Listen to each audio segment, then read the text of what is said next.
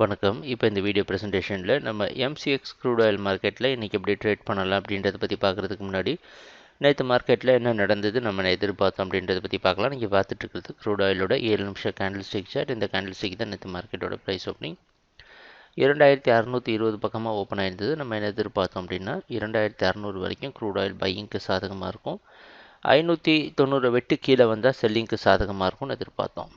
So price open ஆன உடனே market வந்து இந்த 600 620 ரொம்ப நேரம் நின்று இருக்குது. ஆனால் படிப்படியாக ஹை குறைஞ்சிட்டே வந்திருக்கு.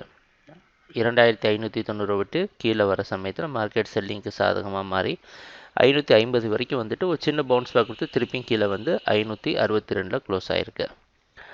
இதுதான் நேற்று மார்க்கெட்டில் நடந்த முழுமையான ப்ரைஸ் ஆக்ஷன். நம்ம 2 விதமாக ட்ரேட் பண்ணலாம்னு நினச்சோம். முதல்ல பையிங் தோல்வி அடைஞ்சிருந்தாலும் செல்லிங் மூலமாக ஓரளவு நல்ல லாபம் கிடச்சிருக்கு.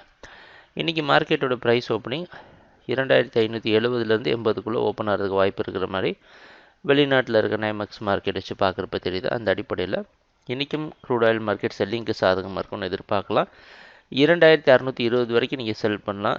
2630 ஸ்டாப் லாஸ் வச்சு எதிர்பார்க்குற டார்கெட் 2520. ட்ரேடிங் நடக்கிறப்ப பார்ப்போம் என்னென்ன மாற்றங்கள் வருதுன்னு. எங்கள் வீடியோ ப்ரெசன்டேஷனை தொடர்ந்து பார்த்துட்டு வந்ததுக்கு மிக்க நன்றி, மகிழ்ச்சி, வணக்கம்.